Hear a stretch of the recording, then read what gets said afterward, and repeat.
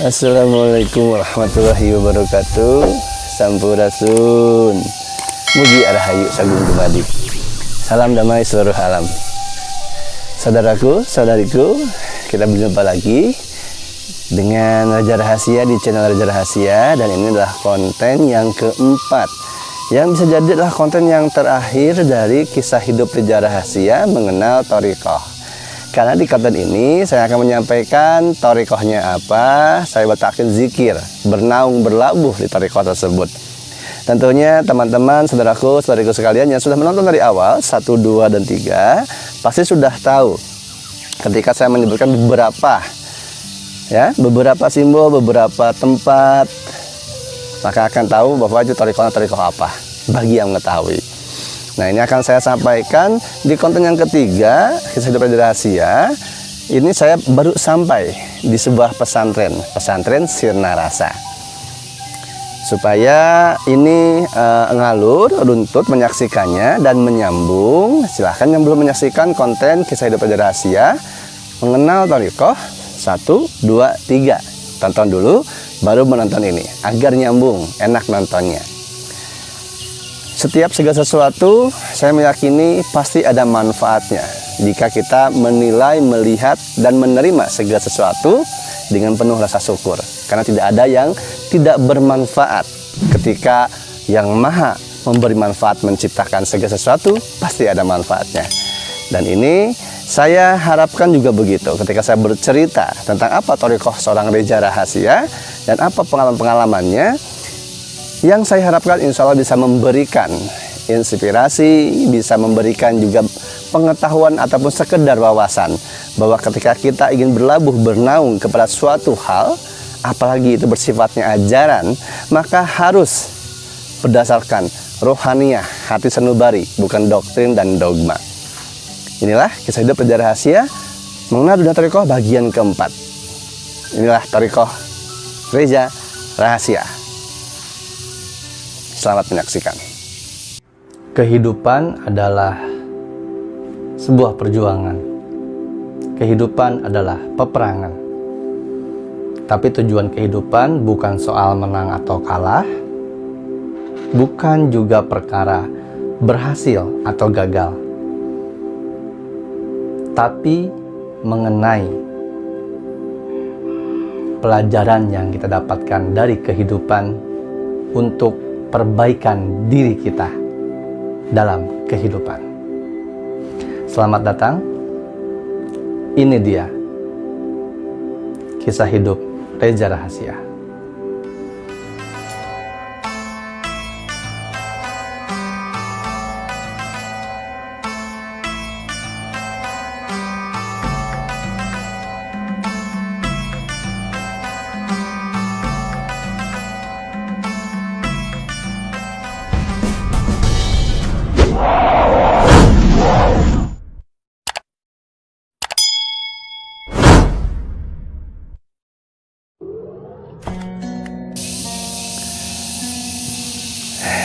Terima kasih saudaraku, saudariku sekalian seluruh Nusantara yang masih sampai detik ini, menit ini menyaksikan saya.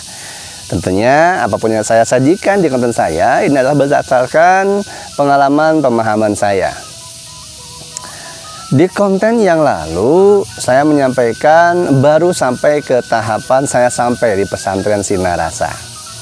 Dan pengalaman apa saja yang saya rasakan, yang saya alami, baik secara lahir maupun batin di sini, di pesantren Sirna Rasa, ini akan saya jabarkan. Tentunya hanya yang bisa saya sampaikan, karena ada beberapa hal cukup saya simpan secara pribadi, privasi, agar tidak bias semakna, salah paham, ataupun salah arti dan prasangka yang timbul berbagai macam nanti opini yang ada, yang bisa saja itu merusak dari pribadi masing-masing. Karena dicampuri hawa nafsu, emosi, keegoisan, dan lain sebagainya. Yang pasti semoga kita semua dibimbing, terus senantiasa diarahkan untuk menjadi manusia yang lurus, manusia yang istiqamah, manusia yang konsisten. Sebelum saya bercerita, saya ingin menyampaikan bahwa ketika kita mengetahui segala sesuatu, apalagi kita di dalam pencarian, di dalam pemahaman tentang suatu ajaran, apalagi itu ajaran Thariqah yang bersifat hakikat dan makrifat, maka kita harus mempersiapkan akal pikiran kita dengan terdidik oleh hati nurani, dan nalar kita pun intuisinya itu harus dibimbing dengan benar agar tidak menjadi mengarahkan kita kepada hal yang seharusnya tidak ke arah sana. Tapi karena diri kita, perbuatan kita yang kurang bisa meneliti diri sendiri, meneliti kesalahan diri, maka ajaran apapun akhirnya, thariqah apapun akhirnya, bukan salah thariqahnya, bukan salah guru mursyidnya, tapi murid-muridnya. Dan ini saya berbicara, skupnya luas, bukan hanya satu thariqah. Baik, saya akan lanjutkan ke cerita selanjutnya. Jadi ketika saya pertama kali ke pesantren Sinar Rasa, hadir di sana karena dijemput oleh teman-teman yang juga merupakan jemaah dari Kiai Ozan Fauzan yang sudah lama tidak bertemu. Beliau ingin bertemu untuk membicarakan suatu kerjasama, dan hari itu tepat pada hari manakib di pesantren Sinar Rasa. Maka saya pun dijemput lalu dibawa ke pesantren Sinar Rasa untuk pertama kalinya. Dalam perjalanan menuju pesantren Sinar Rasa, saya melihat jalan sekitar, dan ternyata sekitar jalan yang saya lalui itu semua adalah jalan-jalan yang saya lalui juga ketika saya perjalanan mencari uyut, mencari pusara uyut yang saya sampaikan di 1, 2, dan 3. Bahkan ada satu makam, itu makam Kiai Haji Panghulu Gusti, itu berseberangan dengan gerbang pesantren Sinar Rasa. Ini yang merupakan sebuah mimpi yang tergenapi, jawaban-jawaban simbolisasi dari mimpi yang saya dapati itu berkesinambungan, berkelanjutan, dan menyambung. Mimpi yang mana ketika saya ingin mencari uyut Al-Tasan Basyari, dibimbing dalam mimpi, diberikan isyarah bahwa ditunjukkan sebuah masjid, lalu diarahkan kepada sebuah makam, lalu pada akhirnya diarahkan kepada pesantren. Jadi di sana saya menemui seorang ulama kiai besar pimpinan pesantren tersebut yang menyatakan bahwa tidak ada Kiai Haji Al-Tasan Basyari, yang ada adalah ini. Dengan tegas, lantang, dan gagahnya. Namun nama Kiai Haji seterusnya itu hilang karena saya pun bangun dari tidur. Ketika saya lewat ke pesantren Sinar Rasa, itu semua terangkai, makam, ada masjid, dan ini pesantren. Maka saya pun bertanya-tanya, apa selanjutnya yang saya dapatkan di sini? Ketika saya menginjakan pertama kali ke pesantren Sinar Rasa pada malam hari, karena ketika acara manakib tentunya semua ikhwan-ikhwan thariqah itu datang dari berbagai macam penjuru, baik di Nusantara, bahkan ada juga terkadang konon katanya dari luar negeri. Pada saat saya datang ke sana, saya belum mengetahui apapun tentang pesantren Sinar Rasa. Belum mengetahui itu adalah pusat thariqah terbesar di Indonesia, belum tahu. Penerus belum tahu. Karena ketika Ustadz Kiai Ozan Fauzan memperkenalkan saya kepada suami cucu Pangersa Abah Aos, yaitu Abel, saya tidak diberikan apapun, informasi apapun, apalagi dogma dan doktrin, tidak. Ketika saya datang ke pesantren Sinar Rasa, lalu masuklah ke pesantren, bertemu dengan Kiai Ozan yang luar biasa, penampilannya sudah upgrade ya. Rambutnya tetap panjang ya, tetap bersahaja, tetap ceria, humoris. Beliau ahli ilmu falak juga, ahli perhitungan matematika dalam Al-Quran. Ruas-ruas tubuh beliau hitung, dan itu ada di ayat Al-Quran. Nah, ketika bertemu, kami berjabat tangan, berpelukan, saling bertukar cerita sebentar, sejenak, karena saat itu sudah hampir mau mulai manakib, dan Kiai Ozan juga harus menghadap sohbah ke Pangersa Abah. Akhirnya ketika kita akan berpisah, sebelumnya ada dipertemukan dulu saya dengan Abel. Nah, ini Abel ini suami dari cucunya Pangersa Abah Aos adalah jalan saya, pembuka jalan saya selanjutnya untuk jauh lebih mengenal Pangersa Abah, jauh lebih mengenal thariqah, dan bahkan bisa mengobrol atau berkonsultasi, meminta arahan dan nasihat langsung secara khusus kepada Pangersa Abah. Abel lah yang membuka pertama kalinya. Tapi waktu pertama kali ketemu sama saya tidak menyangka untuk hal itu, karena Kiai Ozan memperkenalkan saya kepada Abel, itu ini YouTuber, gitu. Siapa tahu nanti bisa kerjasama kata Kak Ojan untuk pesantren selanjutnya atau project YouTube lainnya gitu. Nah kita pun kenalan, lalu bertukar nomor telepon. Setelah itu kita berpisah karena memang mau acara manakib. Nah ketika Abel pergi, Kak Ojan juga pergi, saya di situ melihat sekeliling pesantren tersebut, yang dimana ada masjid, ada madrasah, kobongnya juga di sebelah sana. Nah di masjid itu, ketika kita masuk ke gerbang ke Jembatan Rohmaniyah, masuk di samping kanan ada masjid, di situ ada foto. Di madrasah samping kiri juga ada foto yang dicetak besar seperti sebuah lukisan megah, dan menampakkan di situ ada 3 sosok ulama, 3 sosok kiai. Walaupun saya mendekati foto tersebut dan saya lihat, saya perhatikan masing-masing satu persatu. Di situ ada tertuliskan, ada Kiai Abah Aos, ada Abah Anom, ada Abah Aos. Saya dalam hati dan pikiran bilang, oh ini ternyata Abah Aos.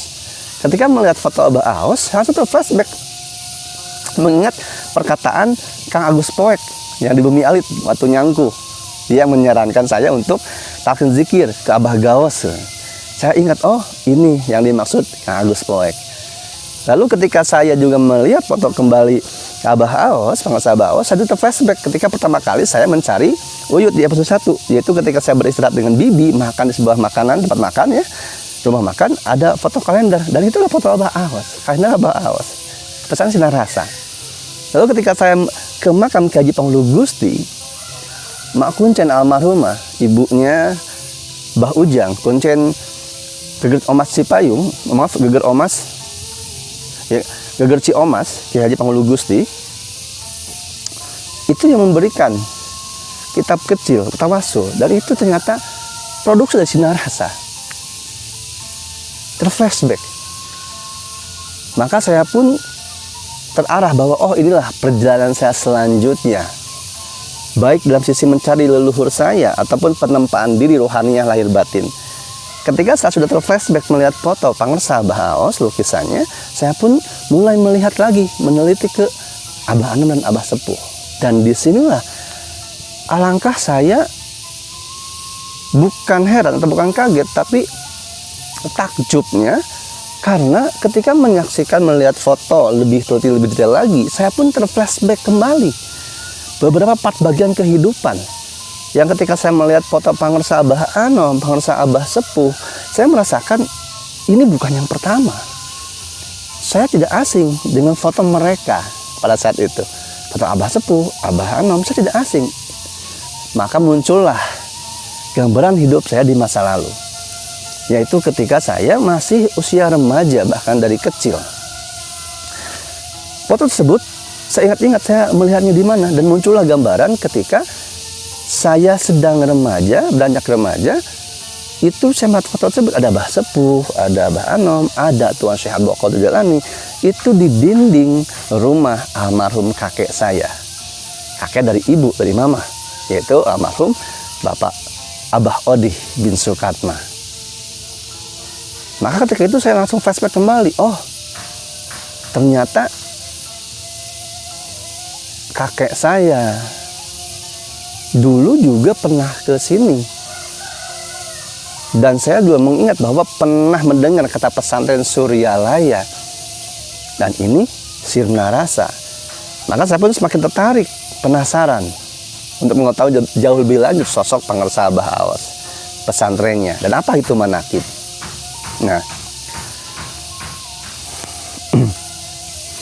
Nah, ketika manakib akan dimulai, sebelum manakiban itu prosesnya panjang.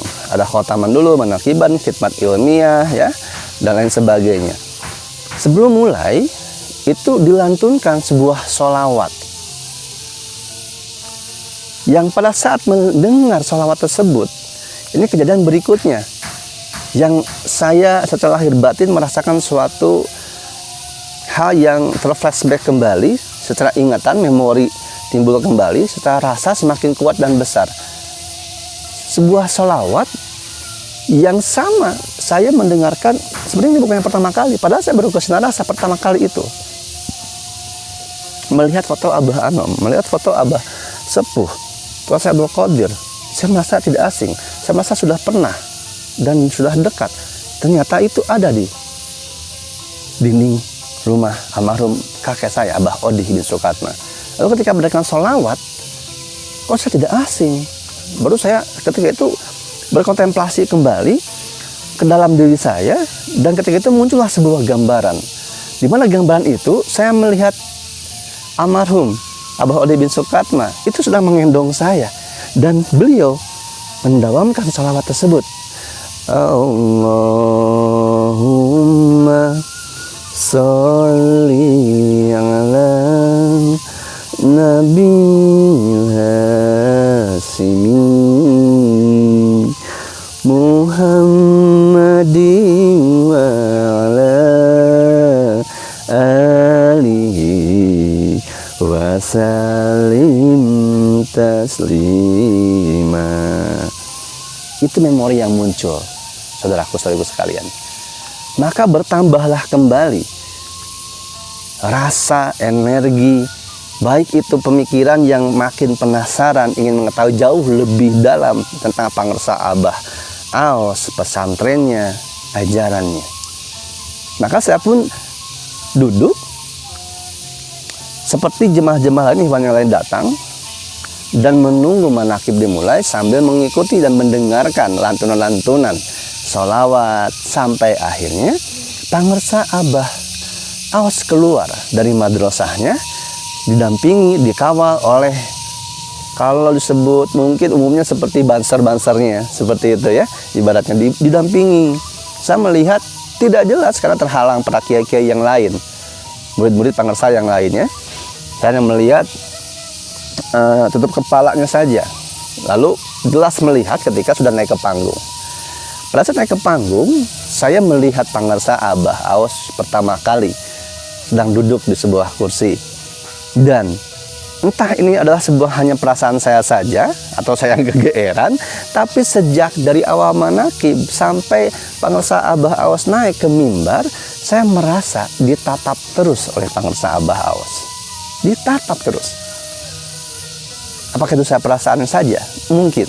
Tapi itu yang saya rasakan, yang saya alami.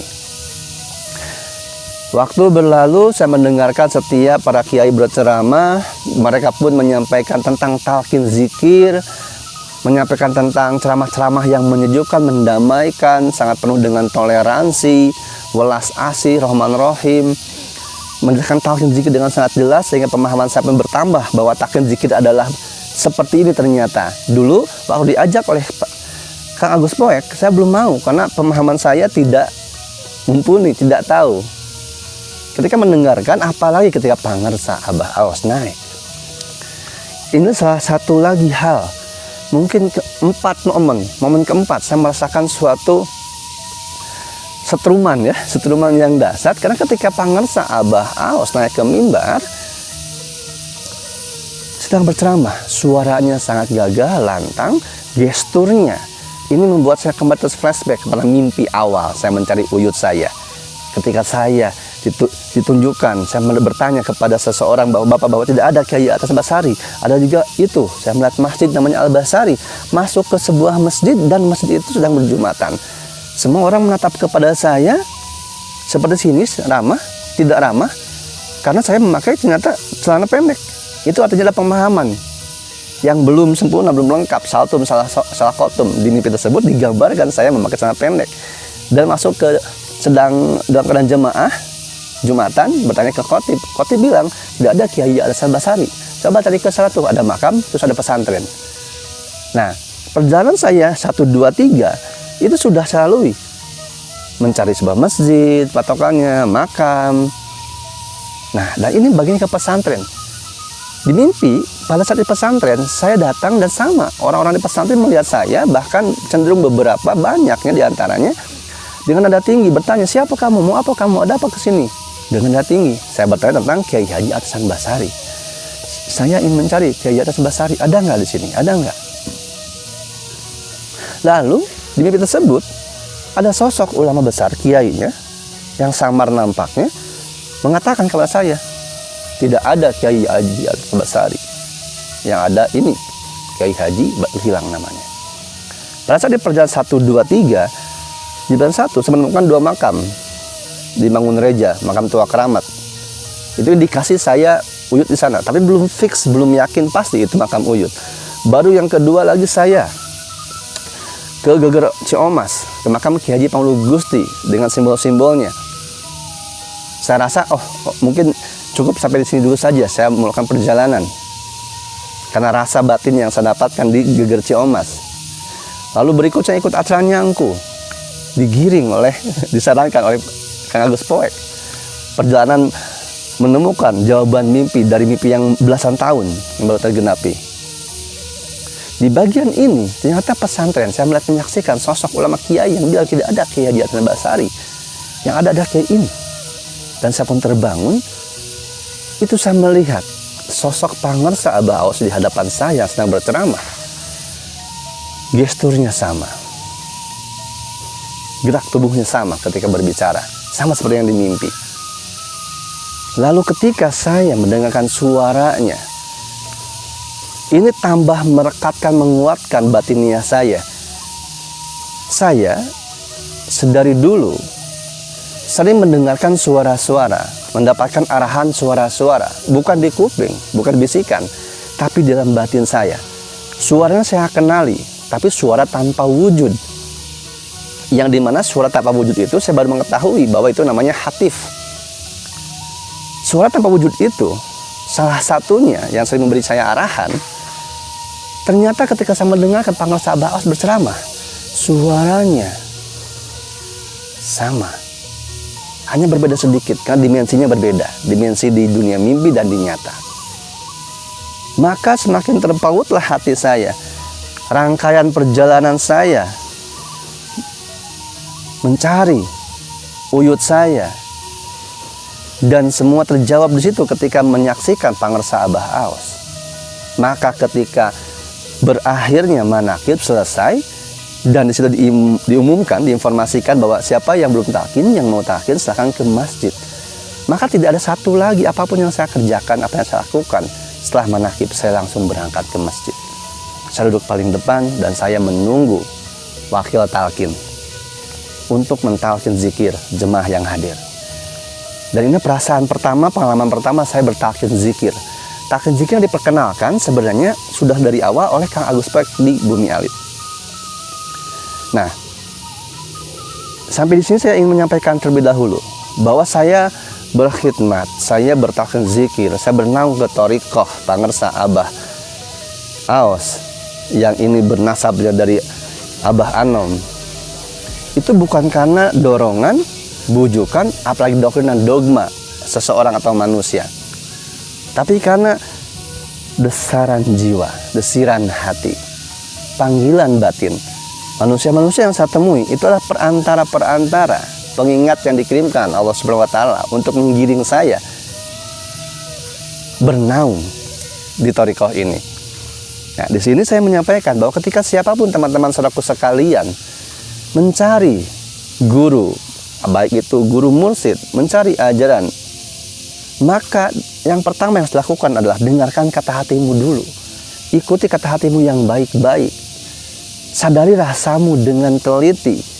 Jangan tergiring oleh emosi, apalagi digiring, digembalakan oleh pikiran yang tiada henti, selalu berubah-ubah. Nah, jika tidak saya talqin zikirlah. Pengalaman pertama, perasaan pertama ketika saya bertalqin zikir, ini yang boleh saya sampaikan adalah saya merasa terupgrade.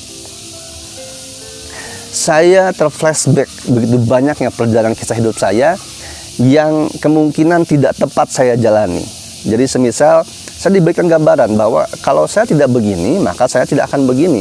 Kalau saya begini, saya pasti begini. Itu digambarkan semua. Sehingga beberapa gambaran-gambaran perbuatan saya, sikap, perbuatan, pikiran, ucapan saya yang mengakibatkan apa yang saya alami itu tergambar semua. Maka di situ terkorelasilah menyadari, meneliti diri saya, kesalahan-kesalahan diri. Maka ketika ini pun saya dapatkan dari berbagai macam sumber. Ketika manusia meneliti dirinya, menyadari kesalahan dirinya, mengakui kesalahannya dan tidak berdaya di hadapan Yang Maha Kuasa, maka ketika itu pun dia menyuci dirinya. mencuci dirinya dan menjadi mengangkat dirinya. Maka saya merasakan saya terupgrade.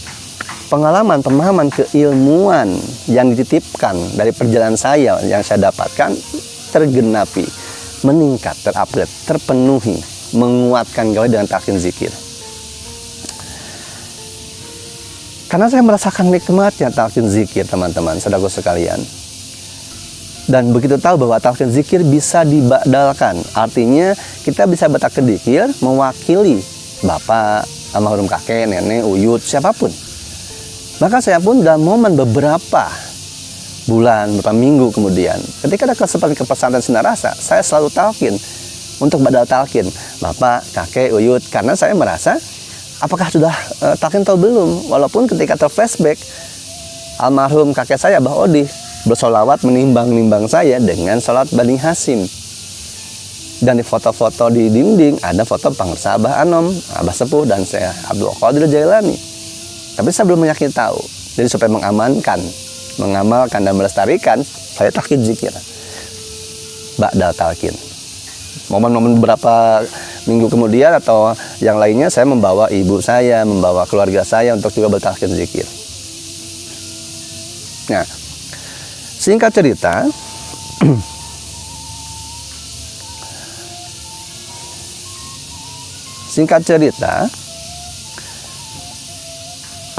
kedekatan saya pun dan mempelajari pengetahuan saya tentang thariqah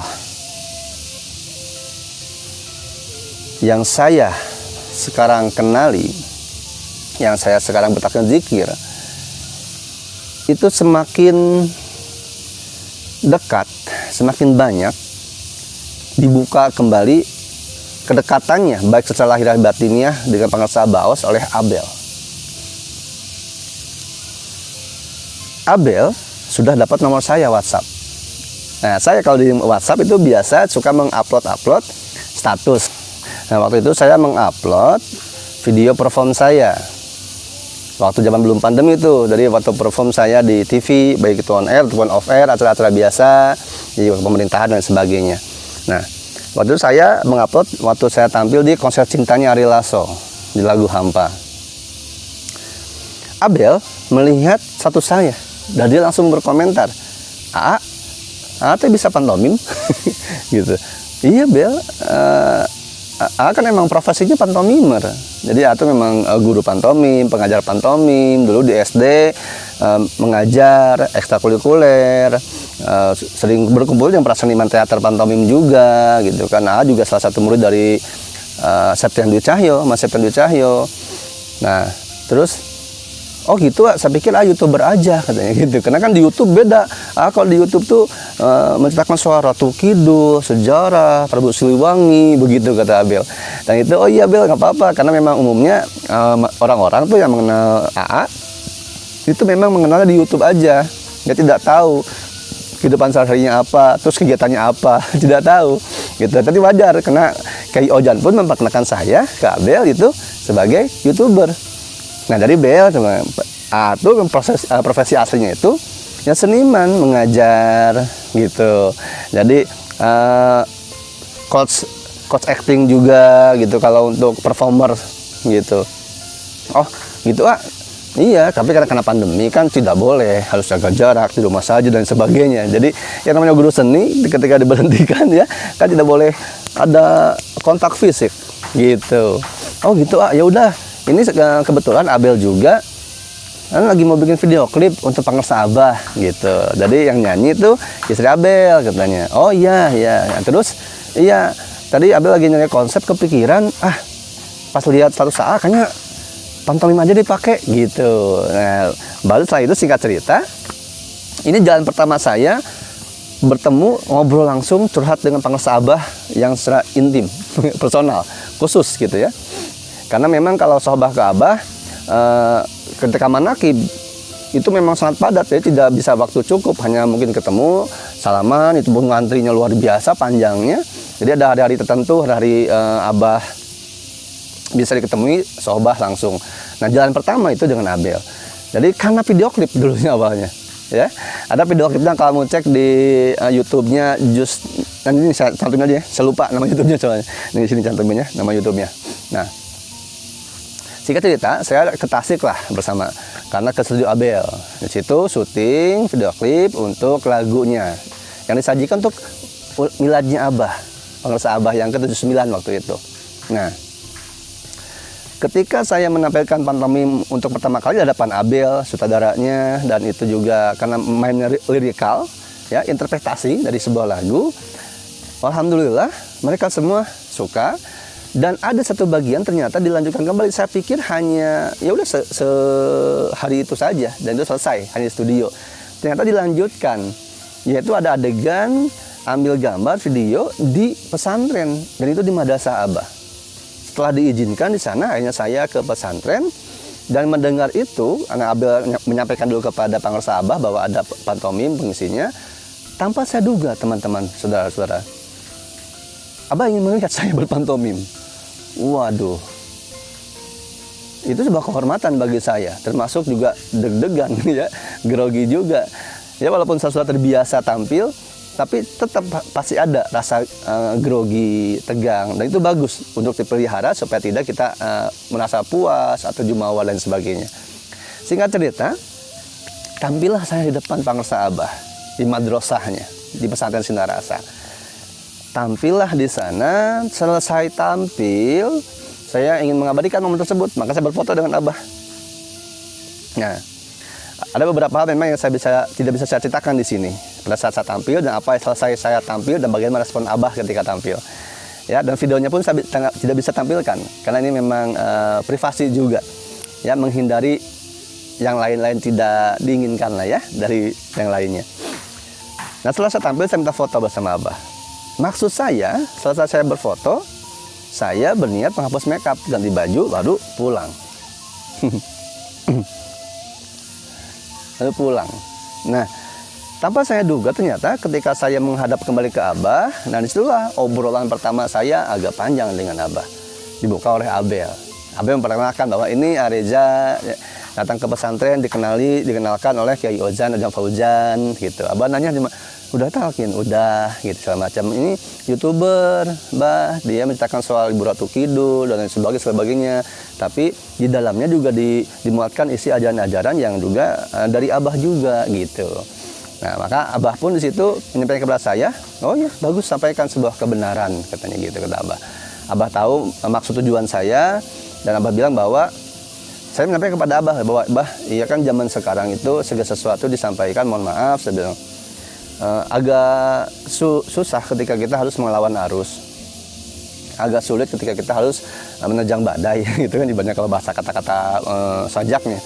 Jadi saya menyampaikan segala sesuatu inti ajaran dengan bukan maksud untuk meluruskan atau apapun, tapi yang saya rasakan adalah sekarang manusia tuh hobinya suka dengan yang horor-horor, yang mistis-mistis, klinik-klinik.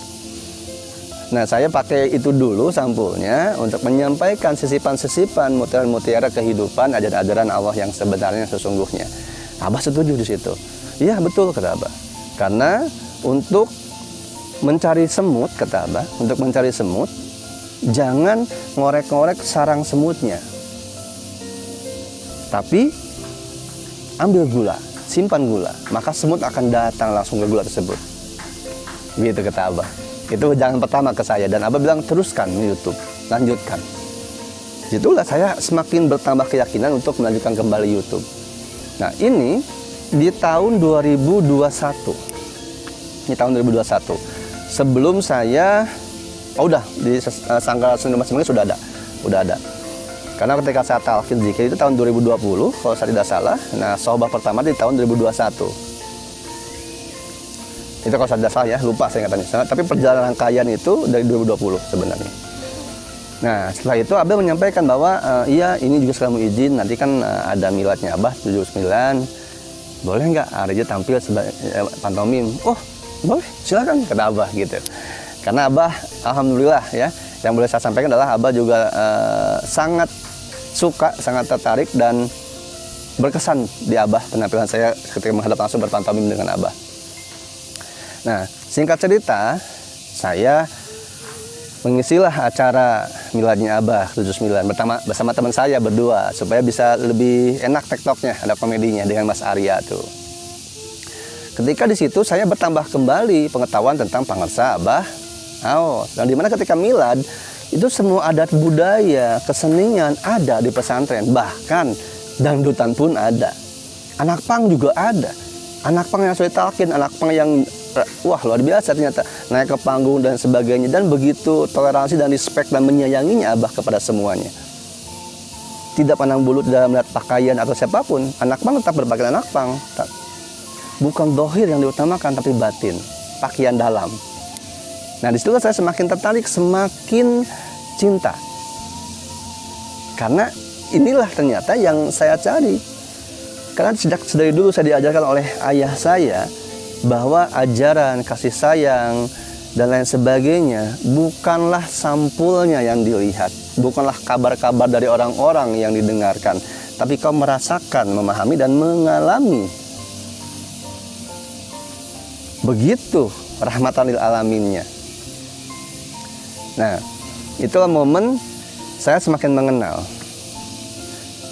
Kalau ketika pertama saya ke sana itu udah flashback dari segala macam sisa kehidupan saya atau di masa lalu dan akan datang. Dan ketika akhirnya, singkat cerita, saya berkali-kali takdir zikir. Waktu saya masih sanggar seni rumah Cimanggis, ada 2 orang perempuan yang datang ke sanggar. Ya ternyata setelah ngobrol panjang di sanggar, itu ikhwan juga, murid-muridnya Abah. Ada Bunda Jejeng, karena umum di pesantren di sana ikhwan nyebutnya Bunda Jejeng, dan ada Meli asistennya. Jadi berdasarkan cerita mereka, jadi Jejeng itu sudah melihat saya, katanya waktu saya pertama kali di acara Ustadz Danu Salman Kolbu, gitu. Jadi sudah mantau terus, atau sudah lihat. Dan sejak itu meminta Meli asistennya untuk mencari nomor kontak saya. Nah Meli mencarilah di sosial media, ketemulah Instagram saya. Setelah melihat Instagram saya, ternyata di situ dia melihat video saya. Nah karena waktu saya selesai perform pantomim, ya saat selesai foto, terus saya foto lagi, selesai make up, yang satu hal yang tidak bisa saya duga dan saya prediksikan, dan itu membuat sebuah kehormatan, lonjakan kembali dalam kehidupan saya dan membuat saya jadi semakin cinta, ya sebut cinta kepada Abah, adalah ketika pertama kali ketemu. Selesai itu saya pikir ketika saya akan pamit selesai sudah. Ternyata tidak, Abah memberikan cendera mata. Tiba-tiba Abah masuk ke dalam ruangan pribadinya dan Abah membawa peci, kopiah. Lalu kopiah itu dipakaikan ke saya. Dan momen ini Abel dokumentasikan. Bukan saya yang niat untuk mendokumentasikan, tapi Abel mendokumentasikan.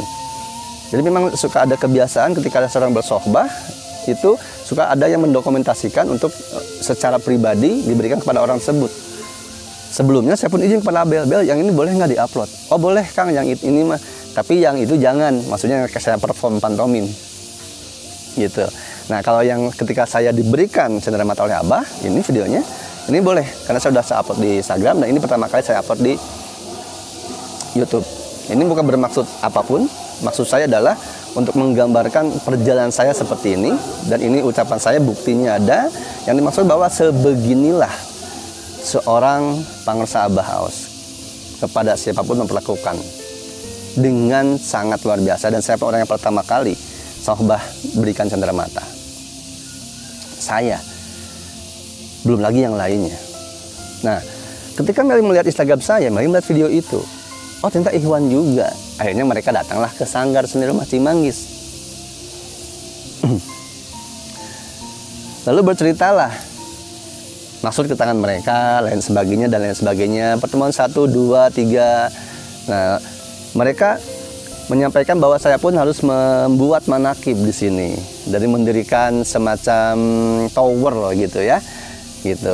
Nah mereka luar biasa baik, membawa fotokopian kitab untuk manakiban, ada 4, ada mereka bawa sejadah untuk jemaah ya, saudara-saudara yang sering ke sanggar seni rumah Cimanggis.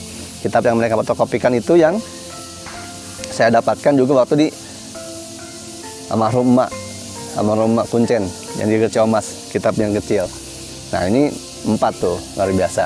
Nah, 1, 2, 3, 4. Maka saya pun di sana beberapa kali ya mengadakan manakib juga. Dan ada satu momen setelah malam saya juga memfasilitasi talqin para subscriber yang hadir di sana, gitu. Nah, singkat cerita, ketika di awal tahun 2022, nah itu kan akhir tahunnya saya mengadakan kemah rasa. Nah, beberapa kemah rasa terjadi, walaupun memang tidak sesuai ekspektasi atau harapan saya, tapi yang penting terjadi. Nah, di situ bertepatan dengan kemah rasa tanggal 11-12, nah 14-nya itu tengah manakib di Abah. Nah, Jeng dan Meli duluan ke pesantren, saya tidak bisa karena saya sudah janji untuk teman-teman untuk kemah rasa. Walaupun akhirnya terselenggarakan internal saja. Tapi tetap subscriber ada yang datang, luar biasa. Bahkan ada yang datang dari NTT, itu Bananing. Datang, segala macam, ngobrol, curhat, lalu kemudian akhirnya saya ajak untuk ke pesantren Sinar Rasa. Karena saya sudah talqin, saya ajak untuk bertalqin. Supaya merasakan rasa nikmatnya talqin. Dan dia pun bersedia. Karena ada kendaraan juga bersama temannya, lupa namanya yang laki-laki. Saya ajak. Dan kebetulan pas pada saat itu, ya niat awal saya berangkat dengan Teh Riri, dengan Mas Hadi waktu itu. Dengan niatnya mau ziarah ke Sang Hyang Cakadewa, terus talqin. Karena ibunya sakit waktu itu, maka tidak bisa datang. Tapi nanti akan menyusulkan, begitu yang disampaikan. Nah, akhirnya mama saya itu pergi menggunakan kendaraan dari temannya Mbak Naning. Pergilah ke Sinar Rasa. Nah, disitulah momen pertama kalinya juga saya mendapatkan suatu pengetahuan bahwa kita bisa ke ruang talqin itu langsung tidak hanya di masjid talqinnya, tapi ada ruang talqin khusus di atas di madrasah. Itu perantaraan Jeng, ya, Bunda Jeng perantaraan bahwa saya ke ruang talqin bersama mama, hanya tidur di sana, menginap di sana, amaliyah di sana. Karena dulu saya biasa saja di emperan, ya, di masjid, depan masjid. Dalam artian di keramik, bukan emperan di pinggir toko, bukan ya, tapi di keramik, kalau macam berbaur bersama orang-orang. Tapi ternyata ada bisa jalan perantara Bunda Jeng untuk ke ruang talqin, jadi bisa tidur di sana. Maksud tujuannya untuk sohbah ke Abah, yaitu sohbah ke Abah, saya meminta untuk kepada Abah izin untuk membuat manakiban bersama Bunda Jeng di Sanggar Seni Mas Cimanggis. Dan Abah waktu itu menyampaikan, jig bawa, gitu kata Abah. Nah, namun karena memang saya di Sanggar Seni Mas Cimanggis tugasnya selesai, teman-teman, tugasnya selesai, jadi tidak berlanjut. Namun itu tidak menutupi, tidak mengurangi rasa terima kasih, rasa hormat dan sebagainya. Karena perantara dari Bunda Jeng juga, setelah sohbah ke Abah, saya juga pertama kalinya dibawa ziarah ke Syekh Tolhah Cirebon. Ya, sebelumnya sih ke ini dulu, ke Pangkal Sabanom, Abah Sepuh. Lalu ke Maisoh, waliyati, wali perempuan di zaman Abah Sepuh. Nah, selesai dari Maisoh, itu karena waktu masih panjang dan kita semangat, akhirnya langsung ke Syekh Tolhah. Sebelumnya ke Sunan Gunung Jati dulu sebelumnya, baru ke Syekh Tolhah, gitu. Nah, singkat cerita, karena kalau diceritakan semua panjang teman-teman ya, ini kesan juga waktunya dulu udah panjang nih, tapi nggak apa-apa kan bagian akhir ya. Jadi singkat cerita, seminggu sebelum Ramadan saya terpanggil kembali untuk, sebenarnya terpanggil rasanya itu sudah lama, waktu saya mencari uyut saya terpanggil hati untuk naik ke puncak Gunung Sawah, Gunung Kerantenan. Nah, ketika seminggu sebelum Ramadan, saya melakukan itu. Saya ke sana, jalurnya itu dari Kang Fajrin. Ya, karena Kang Fajrin waktu di ruang talqin, ketemu, ngobrol, tukar nomor telepon, dan sebagainya. Akhirnya saya mengontak Kang Fajrin, suka whatsappan, dan saya bilang akan naik gunung, dia mau nganterin. Ya sudah, ketika saya berangkat, akhirnya saya ke rumah. Awalnya tidak mau ke rumah Kang Yadi awalnya gitu kan, tapi digiring, oh iya ke rumah Kang Yadi karena ikut Maisoh gitu. Ya sudah, akhirnya ke rumah Kang Yadi, buyutnya Kang Yadi itu buyutnya Maisoh. Nah, saya di sana beberapa hari sambil juga saya berkholwat juga di Emak, dan beberapa momen saya juga di sana begitulah. Saya tuh orangnya yang ikut hati. Ketika disuruh hujan-hujanan, maka saya hujan-hujanan. Sempat hujan-hujan sama anaknya nih, sama Nazmi. Ini didokumentasikan sama Ikhwan yang datang ke sana, yang sedang ziarah. Di videokan sedikit sih, karena Saya juga nggak lihat video kan, tapi ya udah nggak dikirim. Akhirnya saya ada momen lah ya, ibaratnya berkesan. Yang ternyata Kang Yadi yang istrinya juga adalah subscriber saya, ngefans ke Kang Reja kayak gitu. Dan sudah saya datang. Nah, berangkatlah saya ke Gunung Sawah, Gunung Karantenan. Gunung Sawah, Gunung Karantenan. Ketika turun, ternyata hari Minggunya saya berangkat dari Bandung tuh hari Rabu.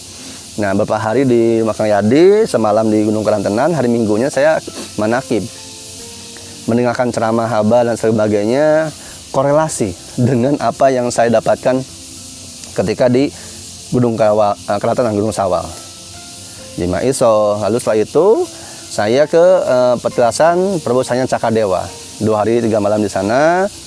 Setelah itu saya whatsappan dengan Mami Fitri. Nah, Mami Fitri saya kenal waktu bikin video klip bersama Abel nih, cucunya.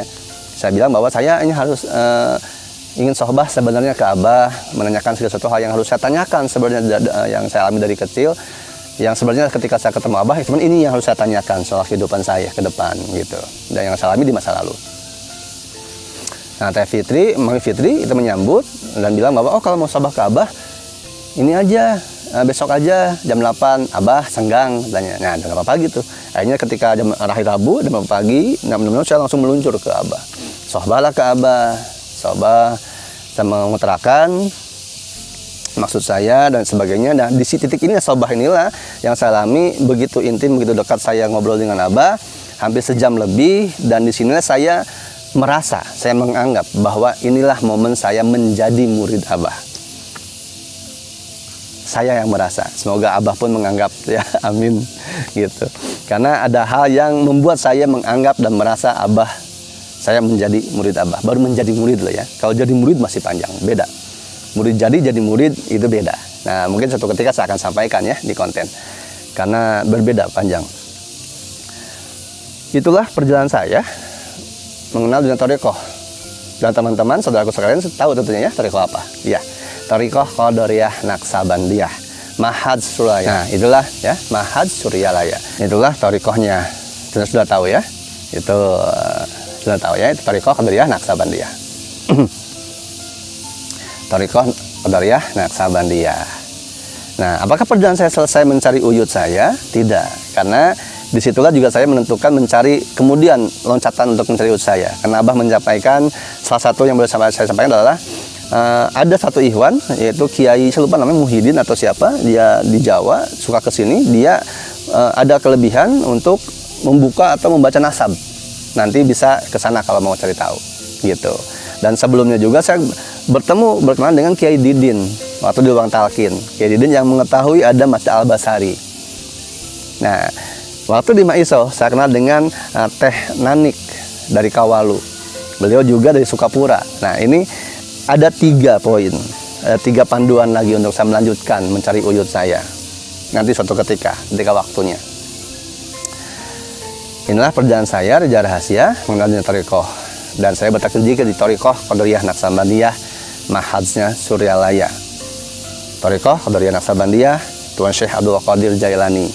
Thariqah itu banyak. Dari Tuan Syekh Abdul Qadir banyak. Ada Satariyah, ada Amaliyah. Nah, saya memang diarahkan untuk Thariqah Qadariyah Naqsabandiyah, bertakdir juga di sana. Thariqah yang Mahad Suryalaya, dari nasabnya itu dari pengusaha Abah Aos, Abah Hanom ke atasnya, Abah Sepuh, Syekh Toha, Abah Khalid Sambasi, lanjut lagi ke Imam Robani, Imam Robani ke Sahbaudin Naqsabandi, Sahbaudin Naqsabandi lanjut lagi ke Abi Yadil Bustami, lanjut lagi ke Yusuful Hamdani, Syekh Yusuf Hamdani ya. Lanjut lagi ke Syekh Ja'far Shadiq, lanjut ke Syekh Hasan Basri, lanjut ke Habibul Jami, terus lagi lanjut ke Syekh Syiri Sakti, Ma'ruful Karki, Abdul Qasim Junil Baghdadi, lanjut baru ke Tuan Syekh Abdul Qadir Jailani, sampai ke Khulafaur Rasyidin, sampai ke Rasulullah, sampai ke Jibril, insya Allah. Nah, ini saya ceritakan karena setelah saya merasa dan menganggap momen sohbah saya itu adalah saya menjadi murid Abah, maka kewajiban seorang murid pertama kali adalah memperkenalkan gurunya bersama ajarannya. Itu saja. Tapi dari perjalanan saya ini semoga diambil hikmahnya, bahwa saya pun masuk ke Thariqah, bertalqin zikir atas dorongan hati nurani, rohaniyah, bukan doktrin atau dogma. Dan saya betul flashback banyak. Dari hati saya mengatakan dan terflashback bahwa ternyata kakek saya pun dulu ke Abah Anom. Dan Bani Hasyim, sholawat Bani Hasyim sudah saya dengarkan dari balita. Dan kakek saya, almarhum Abah Odi bin Sukatma, itu yang mengajarkan saya tanpa menggurui. Dia mencontohkan yang setelah saya manakib berkali-kali membaca manakib pada situ tanbih, isi tanbih diterapkan oleh almarhum Abah Odi, dan itu saya dicontohkan oleh beliau seperti itu. Lalu ajaran-ajaran yang beliau sempat obrolkan ke saya, Abah Odi bin Sukatma almarhum, itu ternyata bersumber dari Abah Anom. Salah satunya beliau pernah menyampaikan kepada tentang sayap di angin, rawa rontek, napak sancan dan sebagainya. Isi tanbih semuanya itu dan lain sebagainya, ajaran-ajaran yang disampaikan oleh Abah itu berkorelasi dan tidak kontradiksi dengan ajaran kesundaan, justru melengkapi, menggenapi. Itu yang saya dapatkan ketika saya dari Gunung Karantenan turun gunung manakib ke Prabu Cakadewa. Saya dapatkan semua ajaran itu ternyata berkorelasi seperti itu. Jadi akhirnya saya memiliki pemahaman bahwa apapun ajarannya, apapun pemahamannya, ataupun jalan, bisa disebut dari thariqahnya, itu bisa diumpamakan seperti perahu yang berlayar di samudra lepas. Semuanya perahu ada nahkodanya. Maksud berlayar ke samudra lepas untuk mencari mutiara di dalam dasar lautan yang terdalam. Setiap orang berhak menentukan masuk ke pesawat atau perahu yang mana dan memilih nahkoda yang mana. Tetapi tetap ketika ingin mencari, mengambil mutiara yang terdalam, dia harus berenang, nyemplung, merasakan, mengalami, menyelam ke dasar lautan, menemukan karangnya, membuka karangnya, lalu mengambil mutiaranya. Maka pentingnya mencari guru mursyid adalah untuk membimbing, mengarahkan. Ketika kita tidak tahu arah, bingung menentukan keputusan, kita ditegaskan, kita disarankan, kita dikokohkan, dikuatkan oleh guru mursyid. Setelah guru mursyid mengarah, membimbing, maka temui guru sejatimu, akan lebih mudah guru mursyidmu di dalam dirimu, dalam batinmu sendiri. Karena bagi saya pribadi, guru mursyid itu juga semua orang sudah memahami mungkinnya soal guru ya. Guru itu ada 3. Ada guru tangtu, ada guru bantu, ada guru mursyid. Guru tangtu adalah orang tua kita yang mengajarkan berbicara, makan dan sebagainya, jalan. Guru bantu itu bisa teman, saudara, bisa guru di sekolahan, ataupun pengalaman, baik pengalaman pahit, buruk, nestapa, sengsara, dikhianati, tinggalkan. Itu guru bantu. Nah, yang ketiga guru mursyid. Ada guru mursyid lahir, ada guru mursyid batin. Temukan guru mursyid agar ketika kamu berlayar di samudra lepas, kamu tahu nahkodanya apa, yang sudah tahu jalannya, kamu tahu perahunya, yang mana perahunya juga sudah bisa membawa kamu ke dalam keselamatan di dalam berlayar di lautan. Memang bisa kita berlayar dengan menggunakan kayak ya, perahu kayak atau bagan rakit sendiri, bisa saja, dan itu tidak menjadi persoalan. Yang terpenting apapun ajaran, thariqah, pemahaman, pengalaman, yang diutamakan adalah inputnya itu kebenaran, outputnya adalah kebaikan. Maka marilah berlomba-lomba dalam kebaikan. Jangan saling beradu dalam kebenaran, apalagi merasa paling tinggi ilmunya, paling benar, paling pintar, merasa paling terhormat dan lain sebagainya. Karena kedudukan semua manusia di mata Allah itu sama, yang dilihat bukan hanya dari ibadahnya saja, ibadah lahir dan lain sebagainya. Kebaikan yang diutamakan. Sama seperti koki, bukan sama-sama membenarkan yang mana dapur yang paling benar, masaknya pakai apa, tapi makanannya seenak apa, sajiannya. Nah, semoga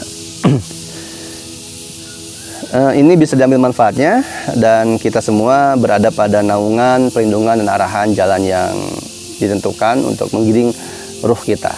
Karena jasad ini, raga ini adalah cangkang, bajunya. Ya, ruh kita yang ada dalam diri kita itu adalah diri kitanya. Maka kenakan ruh kita kepada Tuhannya. Ini sudah sejam mungkin ya, tapi nggak apa-apa. Saya fullin aja karena ini bagian terakhir. Yang pasti yang saya harapkan, karena ini pun di penghujung Ramadan ya, ketika ini ditayangkan, ini di penghujung Ramadan, maka mari bisa tolong aminkan doa saya pun ingin mendoakan bahwa supaya kita semua terjadi persatuan dan kesatuan, tidak terberai, tidak berpecah belah, baik itu di masyarakatnya, secara kenegaraannya, kebangsaannya, maupun secara pribadinya. Mari kita doa semuanya. Asyhadu an la ilaha illa binakum ladina itu minhum wa wallahu qadir wallahu ghafurur rahim. Rabbi in zalamtu nafsi faghfir li dzanbi la ilaha illa anta subhanaka inni kuntu minadz zalimin. Dan mari kita berdoa aminkan untuk supaya kita bisa berserah diri totalitas sepenuhnya, agar dibimbing dengan suara hati, suara yang sejati, guru yang sejati dalam diri kita. Berserah total kepada Allah SWT, kepada Tuhan semesta alam, pencipta alam semesta. Orang Sunda nyebutnya Sang Hyang Taya. Mari kita doa. Allahumma sohan wahan bahan hamim lan sodum aljarmi baina alim saudana maqafin sadam faqikan faum lan julun kafa yang ain sodah hamim ain sin qaf la sudah lan yundifun ya rabbi ya rabbi ya rabbi la haula wala quwata illa billahil aliyyil azim. Dan ini masih masa pandemi yang berlanjut. Mari kita berdoa untuk supaya kita disehatkan lahir batin dari segala macam penyakit apapun. Bismillahirrahmanirrahim, bismillahirrahmanirrahim, bismillahirrahmanirrahim, bismillahirrahmanirrahim, bismillahirrahmanirrahim. Semoga kita semua juga diberikan profesi yang barokah dan mendapatkan ridho dari Allah SWT. Rabbana anzilna munzalan mubaraka wa anta khairul munzilin. Rabbana anzilna munzalan mubaraka wa anta khairul munzilin. Rabbana anzilna munzalan mubaraka wa anta khairul munzilin. Dan semoga kita semua selalu berada pada naungan hidayah, dan bagi yang belum mendapatkan hidayah dibukakan pintu hidayahnya. Rabbana iftah bainana wa baina qaumina bil haqqi wa anta khairul fatihin. Rabbana iftah bainana wa baina qaumina bil haqqi wa anta khairul fatihin. Rabbana iftah bainana wa baina qaumina bil haqqi wa anta khairul fatihin. Dan segala sesuatu apapun yang menimpa kehidupan kita berjalan di dalamnya dengan segala ujian terpaan cobaannya. Semoga kita ditambahkan kesabaran dan tetap teguhkan hati iman kita untuk bisa tetap berjalan pada jalan yang lurus. Jadi kita lurus, konsisten, dan kita tidak tergoda, tidak terbujuk oleh emosi, tidak terbujuk oleh hawa nafsu dan setan yang menyesatkan, dan tidak terkecoh juga, terhalau, tergoda oleh para orang-orang yang setelah diberikan kebenaran mereka berpaling, bahkan mereka tidak mempercayai, dan keberpalingan mereka sudah jambang bata. Semoga kita dikuatkan dan diberikan kesabaran.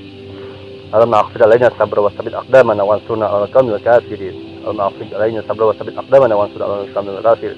Allahumma aghfir alaina sabra wa tsabbit aqdamana. Bagi yang lagi sedang sakit dan sebagainya, semoga dikabulkan juga hajatnya dan sebagainya. Dan semoga kita juga dilindungi dari berbagai macam penyakit, baik itu virus atau apapun itu, baik virus yang diciptakan oleh manusia yang bertanggung jawab atau virus-virus alamiah yang kita tidak bisa mengetahuinya. Allah menya'udika min syarri nafsi wa min syarri kulli dzabatin anta akhidun bi nasyatiha inna rabbi ala siratil mustaqim. Semoga kita dilindungi oleh Allah Ta'ala. Mohon maaf kalau dari doa-doa yang saya lafalkan itu ada kesalahan. Mari kita bersama bersatu menurunkan ego dan menaikkan dan memaklumi orang. Semoga kita bisa bertemu lagi di konten yang lainnya. Ini adalah konten terakhir untuk Syekh Hidup Rahasia melalui Thariqah. Dan kedepannya saya tidak tahu akan membuat konten apa. Mengikuti kata hati saja, mengikuti arahan saja. Kalau saya sudah 4 episode ini menceritakan pengalaman pribadi, mungkin kedepannya kita bisa bercerita pengalaman pribadi teman-teman, saudaraku sekalian semua. Ya, saya membuka, bisa saja saya membuka. Silakan datang ke saya, mari mengobrol, mari curhat. Ya, kita kontenkan. Kenapa kan dikontenkan? Supaya dari cerita inspirasi yang kita alami, kegigihan bangun bangkit kita bisa menginspirasi orang lain.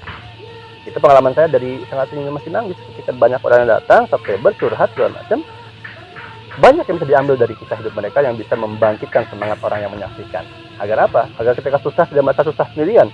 Karena percayalah teman-teman, setiap manusia sedang ada pada ujiannya masing-masing. Hanya berbeda saja tingkat ujiannya. Jadi tidak ada manusia yang baik-baik saja.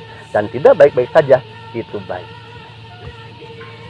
Semoga ini bermanfaat bagi yang mencari kebermanfaatan. Karena pasti akan bermanfaat jika sesuatu semua orang menerima dengan syukur yang terjadi. Ini udah kepanjangan juga ya. Sampai ketemu lagi. Saja rahasia, rahmat berkah melimpah untuk kita semua. Semoga kita semua di sini senang, di sana senang, di mana-mana hatinya senang. Sampai ketemu dengan Saja rahasia. Wassalamualaikum warahmatullahi wabarakatuh. Salam damai seluruh alam.